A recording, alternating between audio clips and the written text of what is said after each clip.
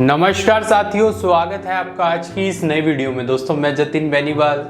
भाजपा एक washing machine जो कि सभी करप्ट पॉलिटिशियन के दाग एक चुटकी में निकाल दे। मोदी वॉशिंग पाउडर, हर घोटालेबाज को मंत्री बनाने की पूरी तैयारी, ऐसा कहना है कुछ अपोजिशन पार्टीज का। और मेरे हिसाब से तो बीजेपी ने इनको ऐसा कहने के कुछ मौके भी दिए हैं। सेम एलिगेशंस लगे हैं आसाम के हेमंत बिस्वा शर्मा जी पर भी। 22 सालों तक ये कांग्रेस के एक लीडर थे। इसके बाद 2013 में सीबीआई की जांच बैठने के बाद 2015 में जब इन्होंने बीजेपी को ज्वाइन करा तो केस खत्म, ऐसा ऑपोजिशन ने कहा। और बाय द वे, ये सभी कोई छोटे मोटे लीडर्स नहीं है। एक टाइम पे ये ऑपोजिशन के टॉप मोस्ट लीडर में से एक थे और आज ये सभी बीजेपी के प्रोमिनेंट लीडर बन चुके हैं। इनफैक्ट 2014 से लेकर 2021 तक ऐसे 253 ऐसे टॉप मोस्ट लीडर है जो अपनी अपनी पार्टी में एमएलए और एमपीस की पद को छोड़कर बीजेपी ज्वाइन कर चुके हैं। 5 फरवरी 2024 में खुद मोदी जी पार्लियामेंट के अंदर ओपनली ये स्टेटमेंट देते हैं कि उनकी सरकार का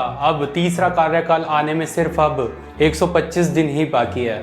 अब हमारी सरकार का तीसरा कार्यकाल भी बहुत दूर नहीं है। एनडीए को तो 400 पार कर पाई के रहे और इस बार तो 370 सीटों से भी ज्यादा लाने वाली है बीजेपी अब की बार। लेकिन आखिरकार इतना कॉन्फिडेंस कैसे? क्या बीजेपी के पास वाकई में ही कोई मास्टर प्लान है जिसका यूज करके वो सभी विपक्षी दलों को एक एक करके खत्म कर रही है? विपक्षी दलों के सभी नेताओं को एक एक करके अपनी पार्टी के अंदर शामिल करके आज हम ये सब कुछ इन डिटेल जानेंगे कि बीजेपी की स्ट्रेटेजी एक्चुअली में क्या है। सो दोस्तों, आपने ये जरूर देखा होगा और ये मीडिया के अंदर एक नैरेटिव चल रहा है कि ये बहुत जल्द से जल्द वन पार्टी सिस्टम इंडिया के अंदर आने वाला है और इसके अंदर ये जो डेमोक्रेसी है ये खत्म होकर तानाशाही आने वाली है। और ये एलिगेशन आपको ऑलमोस्ट सभी ऑपोजिशन पार्टी से देखने को मिल जाएंगे, जिसमें कि वो कंडेम कर रहे हैं बीजेपी को कि वो अनफेयर तरीकों से उनके नेताओं को चुराने के लिए। लेकिन अगर हम इन सभी नेताओं की जिन्होंने अपनी पार्टी को छोड़कर बीजेपी को ज्वाइन करा है, इनकी अगर हिस्ट्री को जाने तो हमें ये पता चलेगा कि इन्होंने इनको 3 वजहों से चूज करा है। तो इतना तो समझ में आ जाता है कि ये लोग बीजेपी को 3 वजहों से ज्वाइन कर रहे हैं। इन्हीं तीनों में से पहली टैक्टिक है हॉर्स ट्रेडिंग। साल 2014 ये बीजेपी के लिए वो ऐतिहासिक साल था जिसके अंदर बीजेपी एक दशक के बाद रूलिंग पार्टी बनी थी या फिर पावर में आई थी। लेकिन क्या बीजेपी की इस जीत के जिम्मेदार उसकी एक अच्छी इमेज थी?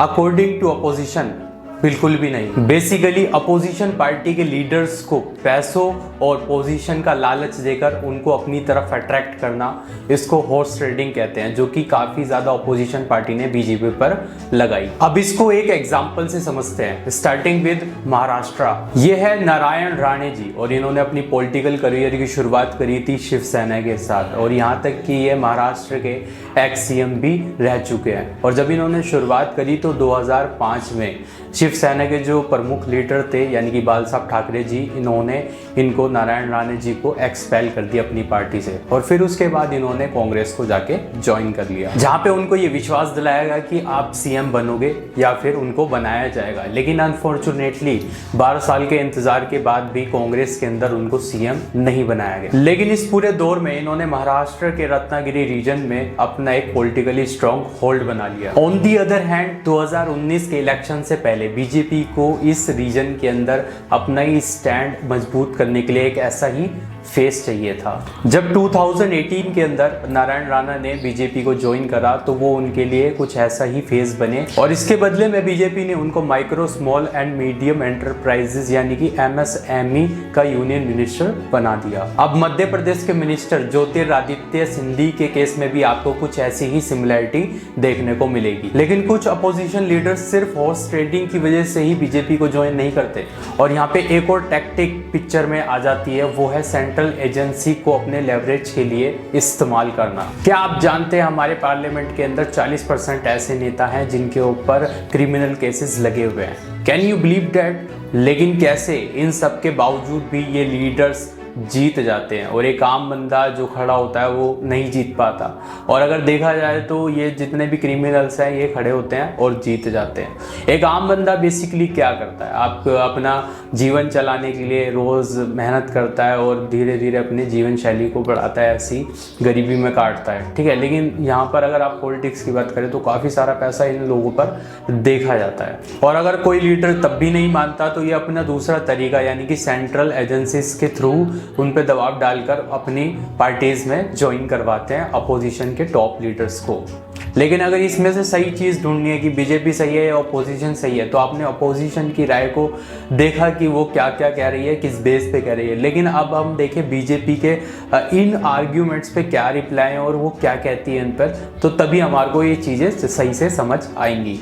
इंडिया टुडे के एक इंटरव्यू में राजदीप सरदेसाई जो कि एक न्यूज़ एंकर है, उन्होंने शहजाद पूनावाला जो कि एक बीजेपी के स्पोक्स पर्सन हैं उनसे एक क्वेश्चन पूछा। प्रताप सरनाइक जब उद्धव सेना में थे, एमवीए की सरकार मतलब उद्धव जी की सरकार थी, उनके ऊपर एक केस चल रहा था। उद्धव जी की सरकार ने मुंबई पुलिस के द्वारा ईओडब्ल्यू इकोनॉमिक ऑफेंसेस विंग से रिपोर्ट डलवाई कि इनका पूरा केस गलत है, इनके ऊपर कोई केस नहीं। उनकी सरकार ईडी हाईकोर्ट के सामने खड़ी होकर कहती है कि उस समय जो पुलिस ने रिपोर्ट दी थी वो गलत है, प्रताप सरनाइक पर केस चलेगा, यही मोदी जी की गारंटी है। ED plea in Bombay high court against closure of Tops group case by Mumbai police. कि ऐसा क्यों होता है कि अपोजिशन पार्टी के जितने भी कैंडिडेट्स होते हैं और जब वो बीजेपी पार्टी को ज्वाइन करते हैं तो उनके अगेंस्ट जितने भी केसेस होते हैं उनको विड्रॉ क्यों कर लिया जाता है। इसमें शहजाद जी ने 2 आर्टिकल बताए, जिसमें कि पहला आर्टिकल इंडिया टुडे का खुद का ही था।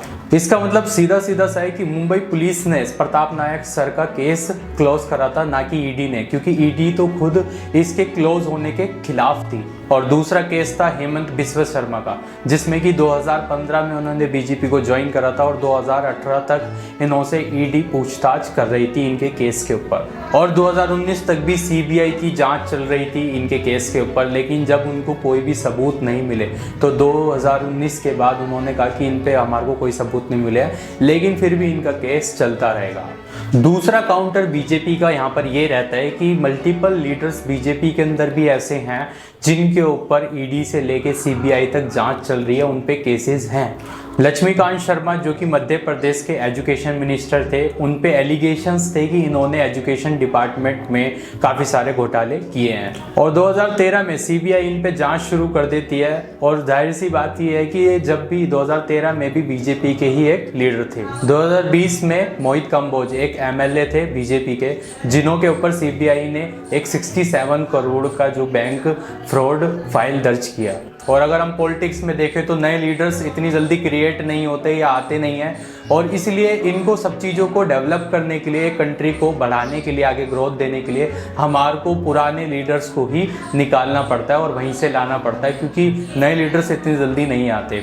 और इन्हीं को टैप करके हम आगे लाते हैं, क्योंकि सारा रीजनल इन्फ्लुएंस इन्हीं के ऊपर होता है। और इसके लिए ज़रूरी भी है कि हम दूसरे अच्छे लीडर्स को लाएं और उनसे काम करवाएं, ताकि कंट्री जो है डेवलप हो पाए। और इस पूरी वीडियो को देखकर आपकी क्या राय है? अगर आपकी कुछ राय है तो आप कमेंट बॉक्स में बताइएगा। आज की वीडियो में सिर्फ इतना ही।